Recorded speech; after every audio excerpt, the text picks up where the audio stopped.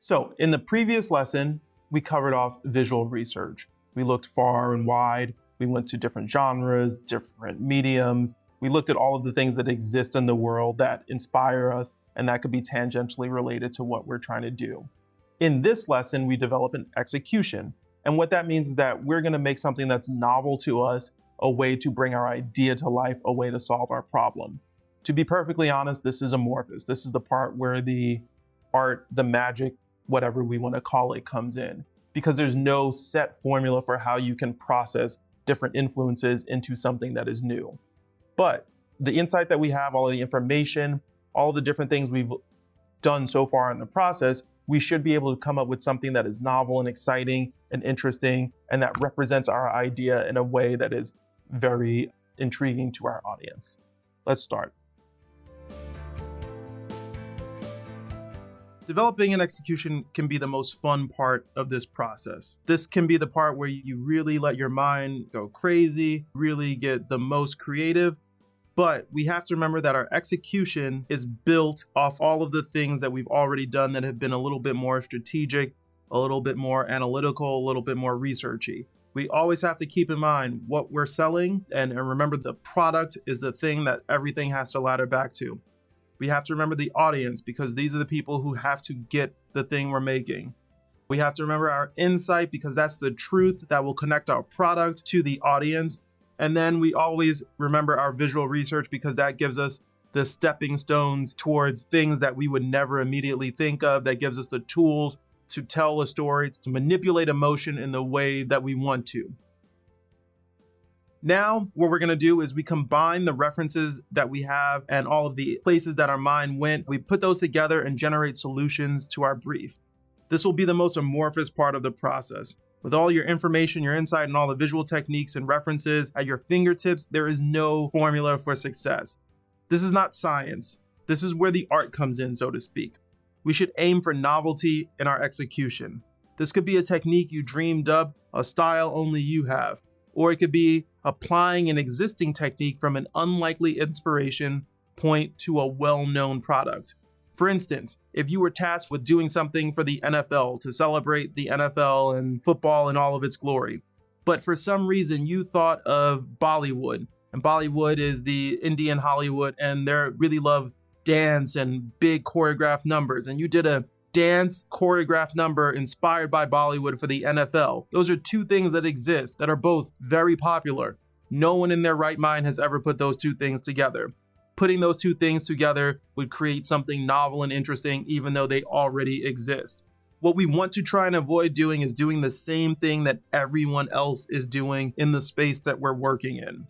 We need to remember that there's no guarantee you will come up with something amazing, but following the process we have so far, we set ourselves up for success. If we've done everything correctly, the thing we're about to pitch will be insightful, connected to the truth. It'll be novel, it'll be new and or inventive. It'll be dynamic, exciting, constantly changing. It'll have depth, and it'll be clear, very easy to understand. First person I ever dunked on was LaJuan Pounds, Detroit, Michigan. And he used to talk about my mother, talk about my shoes, my shorts. I dunked on him, and I was like, there, nah, there you go, nah. And by that time, they went down to score the layup, but that's all I remember from that game, dunking on him. Because he was an older kid, man, he used to talk about me, try to dog me, but I wonder where he is now, man. Because I want to just say, you know, I dunked on him. Yeah. Probably bragging in the bar. Bragging, he dunked on me. Yeah, didn't you see Chris dunk on Charles Barkley? Nah, You didn't see that? It went something like this. Put the cape on, though, because I was like Superman. Oh, yeah, you were. Let me put that on. You can Barkley, see. okay, where at? Catch it like this, around the back. I'm Barkley coming So he's Barkley trying to block it. Oh, wait, he's too high. He's too high. And then what did Barkley say? He said, I don't believe in role models, but you mine, man. Yeah. Hit it. If you want MVP this year, you should change his hair color. That's a bet. That's a bet. Oh, man. It's not gonna hurt you. Not gonna hurt you. Come to the crib, baby. I just won MVP. Forget it. Now your head just gone. I'm psyched up. Playoffs next week, yeah. I think we might have to come up with some other way of celebrating. It looks good on you, though, D. Huh? It looks good on you, though. I'm sure I do it. We just saw a very groundbreaking execution in the world of advertising with the Nike barbershop ads. At this point in life, if you've watched TV, definitely seen more than a few ads that feature men in barbershops hanging out, talking, just living life, doing things, especially ads that are targeted at Black people. This Nike barbershop ad was sort of one of the first ones to sort of tackle that location of the barbershop, the neighborhood barbershop, as a place where conversation happens and we can see a sort of different side of people. So let's take this apart and see exactly how this execution came to be. So the brief. We talked before about how you can have a product campaign or you can have a brand campaign. This is for Nike and is clearly a brand campaign. But as Nike is such a large corporation, they will often have brand campaigns for sub-brands. Obviously, Nike makes sports stuff, so they can have a brand campaign that's just for soccer or just for football or just for tennis. This one obviously is for basketball. And as we look at the brief here, sub-brand campaign for Nike basketball, but we also need to take into context the time. This series of commercials came out in the early 90s. And if we obviously remember, the early 90s did not have social media. So Nike basketball has all of these basketball players on their roster, and people don't really know athletes in the same way that we know athletes now. Right now, if you love basketball, you love LeBron James, you follow him on Instagram. SportsCenter is on 24/7. There are numerous websites that are reporting on everything LeBron has said. There's Twitter where LeBron can tell you his thoughts on everything. We all know LeBron pretty well. If we go back to the 90s, and let's say you love Michael Jordan, the only times you got to see Michael Jordan was when he was playing in the game. You would see a little post-game interview where it was very stock answers about what his performance in the game.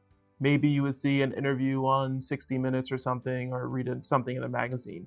You did not know who Michael Jordan was as a person very in depth. So if we think about this, we don't know who athletes are in depth. We see their performances, get a couple of interviews here and there.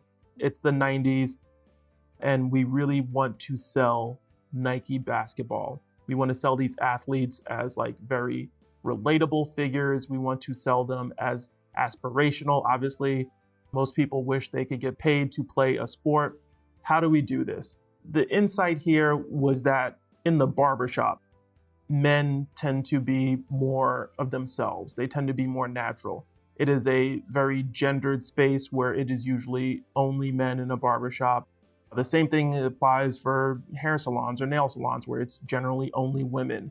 And generally in spaces that are gendered, people tend to be more free because they don't worry about offending as much as you would in mixed company. This also plays as well with race or with any other orientation, sexual orientation, things like that. The more that people feel like they are among people who are just like them, the more free they are, the more they tend to just truly be themselves and be relaxed.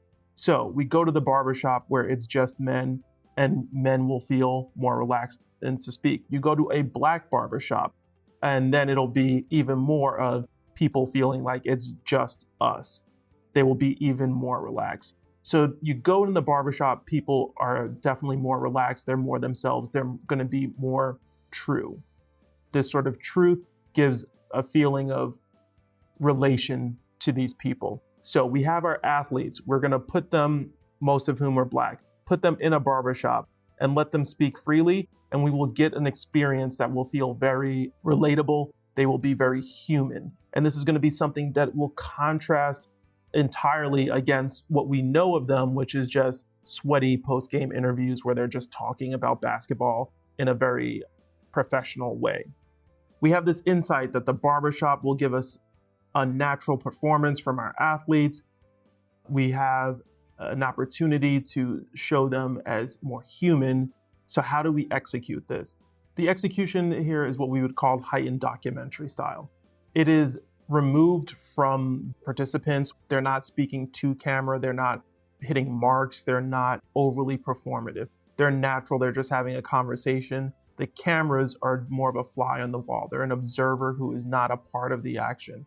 And so if you notice in the commercial, the camera often as they're having conversations is whipping back and forth, trying to keep up with who's talking when things go slightly out of focus because it's all happening so fast the cameraman can't quite keep up. But at the same time, it is a bit of a heightened reality. They intercut footage from NBA games which are put onto TVs. And that footage looks obviously very beautiful. There's these opening shots when the basketball players walk into the barbershop, which are very well composed and look very epic. And so you take this heightened documentary style and we get a feeling that this is real, this is authentic, this is something that is really happening in real time. These are unfiltered conversations that makes us feel engendered to these athletes. We want to be with them. They seem like guys who you want to hang out with. But at the same time, it's aspirational. The shots moving into the barbershop are perfectly choreographed. They're perfectly composed.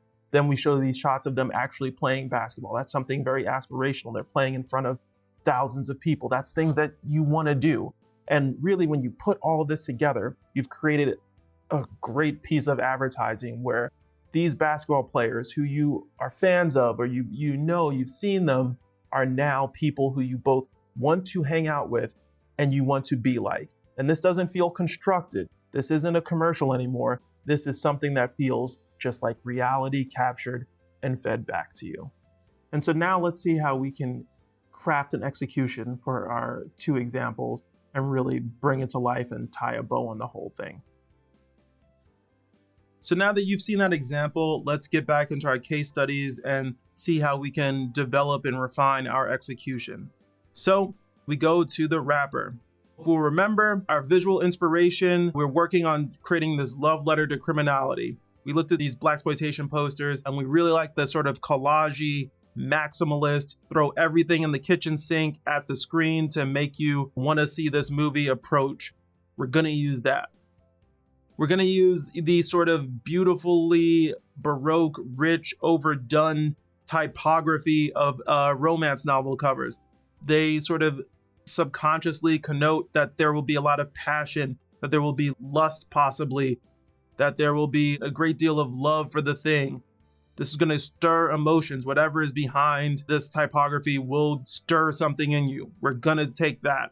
And then we had this very warm, sort of heightened photography from Tyler Mitchell that we really liked because it really brought out the color in Black people's skin. We really liked how it made everything feel just a little bit better and a little bit more amazing than real life without being surreal. So then we take all of those things and we put them together. The layout from the exploitation collage, we have typography from romance novels, and we have photography that is height and warm. This is what we're gonna propose to our rapper. We say, hey, we're gonna photograph you like Tyler Mitchell. We're gonna get a bunch of photographs of you. We're gonna get cars, we're gonna get guns, women, all of the things that represent the stories that you tell. And we're gonna photograph them in this way. Then we're gonna collage them together like an exploitation poster. And we're gonna use so many things that are gonna be very exciting and enticing that when someone looks at this album cover online or they hold it up on vinyl or whatever, that they're just gonna wanna look at it for a long time because there's so many bits to look at and pick out. And the last bit is that we're gonna use typography from these romance novels. And we're gonna have your name across the cover, but it will look just extra rich and extra filled with passion. And again, drawing people in so that when they see your album cover, there is an undeniable attraction that they will have because we're hitting so many cues in their mind that say, this is something that is gonna give me a good time. This is something that's gonna be filled with stories of licitness, of criminality. This is a love letter to criminality. Now we move on to the running shoe. And just so we keep track of where we were, again, we wanted to sell the idea that we're all runners already. And so we looked at different reference points that represent speed. We really liked Michael B. Jordan when he's running in the movie Creed, because not only is he followed by all these people, but if you look at his face, there's a bit of struggle. He's trying really hard And that feels human, that feels real, but in an aspirational way. On one end, we have Rocky in the top right, who looks like a superhero, looks like he's running faster than any man could. On the other end, we have the kid from the Find Your Greatest Nike thing who runs as bad as all of us do. Somewhere in the middle is this Michael B. Jordan image where he's struggling, but he also is doing the thing. That's where we want to be. Not quite superhuman, not quite actually what all of us are. So we're going to take that sort of struggled running, we're going to use that visually. Next, we move on into this idea that we had of taking the mundane and elevating it a little bit with surreality, because we're looking at the idea that life is a marathon. Great, so we're going to make life portrayed as a marathon. We're going to bring in the people holding the cups of water. We're going to have the bibs in an office. We're going to do all of these things that help push the idea that a marathon is popping up in real life. Next, we move into the photography of Maria Sfarbova. Very bright, very hopeful, very inviting, but very dramatic, very well composed. The color's just a little bit more saturated. We're going to use that as well, and we're going to photograph everything like that. So then that brings us to our execution, right? So what we're going to do, we're going to have a story of a person who is moving through their day, moving through life, and we're going to show them using all of these skills that you would use as a marathoner, as a long distance runner, as a runner in general. You're going to see them persevere. You're going to see them pace themselves. You're going to see them show focus. You're going to show all of the ways in real life a normal person displays the qualities of a runner. They're going to move through their day. We'll see all of the elements of a marathon pop up in their real world. And how are we going to do that? Well, we're going to use the surreal meets mundane tone. We're going to think about Eternal Sunshine of the Spotless Mind, and we're just going to have those things pop up into the real world. The world will feel normal, and then you'll have this moment of surreality where you're coming out of a bar and all of a sudden you're in the middle of a race. How are we going to photograph it? It's going to be saturated and clean like the Maria Sfarbova photography. It'll look beautiful, look warm and inviting, but still has drama. And then what are we going to do to show the struggle of running? Well, we're going to use a voiceover that speaks to it. So what we're going to do in our voiceover is we're going to get quotes from actual people talking about how they can't run. They're going to say, I don't have the endurance to run. I can't find the time to run. I can never push myself that hard. I could never do something for that long. And we're going to juxtapose it against the images that we're already constructing of people in real life having the surreality pop up, the marathon, the running into their real life. We put all of that together and we now have something that is so unique and interesting and different than anyone else in the running space. And we now have a way to get our running shoe into people's minds and get them to understand everything that we're trying to sell them, which is that they are already a runner. They are already capable of doing the thing that is hard, doing the thing that they want to do, but they're afraid they can't do.